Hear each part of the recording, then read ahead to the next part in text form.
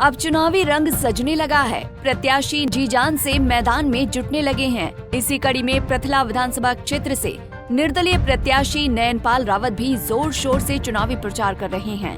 गांव जलहाका में ट्रैक्टर पर सवार रावत पहुंचे और ढोल नगाड़ों से उनका स्वागत किया गया। विभिन्न गांवों से पहुंची सरदारी ने कहा कि पृथला विधानसभा क्षेत्र में इस बार नयनपाल रावत की बीजेपी और कांग्रेस पर कैंची चलेगी। वहीं दूसरी ओर नयनपाल रावत ने कहा कि उनका चुनाव चिन्ह कैंची है और 5 अक्टूबर को लोग कैंची पर वोट देकर बीजेपी प्रत्याशी की जमानत जब्त कराएंगे। वहीं दूसरी ओर कांग्रेस ढूंढने से भी नहीं मिलेगी। इतना ही नहीं, नयनपाल ने कहा कि वो जनता की टिकट पर चुनाव लड़ रहे हैं और जनता उनके भाग्य का फैसला करेगी।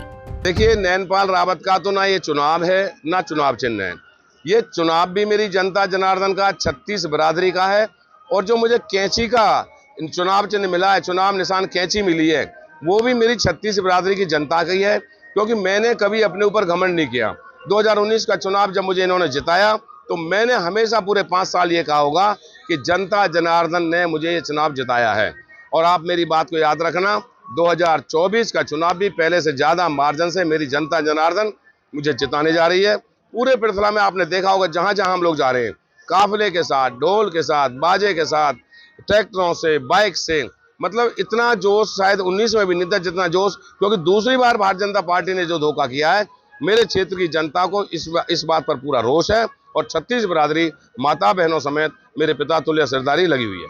सर, कल से एक सरकारी तंत्रिका के सर्वे की चर्चा हो रही है निर्दलीय विधायकों को लेकर, प्रत्याशियों को लेकर, जिसमें तिगांव, बल्लभगढ़ के साथ साथ पृथला भी शामिल है कि निर्दलीय प्रत्याशी जो है लगातार आगे चल रहे हैं और कांग्रेस और भाजपा की रातों की नींद और दिन का चैन हराम। देखिए, मुझे पता नहीं कि सर्वे में क्या चल रहा है, क्या सीआईडी की रिपोर्ट गई है, लेकिन मेरे पास जो जनता की रिपोर्ट है, मेरी 36 बिरादरी की रिपोर्ट है, वो तय है कि जो 8 अक्टूबर को जो रिजल्ट आएगा वो 36 बिरादरी की जीत का रिजल्ट आएगा।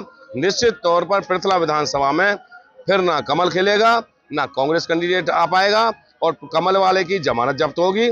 निश्चित तौर पर 36 बिरादरी की जनता की जीत होगी।